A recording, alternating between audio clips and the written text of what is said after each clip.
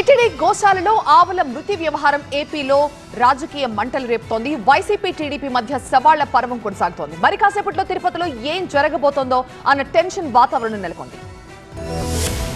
Tirupati SV గోశాలలో గోవుల మృతి వివాదం రచ్చరేపుతోంది. ఈ వివాదంపై వైసీపీ కూటమి మధ్య వార్ కంటిన్యూ అవుతోంది. తిరుపతి గోశాలలో ఆవులు పెద్ద సంఖ్యలో మృతి చెందాయంటూ వైసీపీ నేత మాజీ టీటీడీ చైర్మన్ భూమన కరుణాకర్ రెడ్డి చేసిన ఆరోపణలను టీటీడీ కొట్టిపడేసింది. స్వయంగా టీటీడీ చైర్మన్ బీఆర్ నాయుడు గోశాలకు వెళ్లి అక్కడ పరిస్థితిని అధికారులను అడిగి తెలుసుకున్నారు. గోశాలలో గోవుల మృతికి సిబ్బంది నిర్లక్ష్యం కారణం కాదంటూ క్లారిటీ ఇచ్చారు. టీటీడీని రాజకీయాల్లోకి లాగదంటూ సూచించారు. అటు హోంమంత్రి అనిత సైతం టీటీడీ గోశాలపై తప్పుడు ఆరోపణలు చేస్తున్న భూమన కరుణాకర్ రెడ్డిపై కేసులు పెడతామంటూ హెచ్చరించారు. కూటమి నేతలు సైతం కరుణాకర్ రెడ్డి హిందూ వ్యతిరేకని, వైసీపీ నేతలు మత కలహాలు క్రియేట్ చేసేందుకే కుట్రలు చేస్తున్నారని మండిపడ్డారు. అయితే భూమాన మాత్రం తగ్గేదే లేదంటూ టీటీడీ నిర్లక్ష్యమే గోవుల మృతికి కారణమంటున్నారు. దీంతో మరోసారి భూమాన కరుణాకర్ రెడ్డికి టీడీపీకి మధ్య వార్ మొదలైంది. గోశాలకు రావాలంటూ వైసీపీ అధినేత మాజీ సీఎం జగన్ భూమానకు ఎక్స్ వేదికగా టీడీపీ ఛాలెంజ్ చేసింది.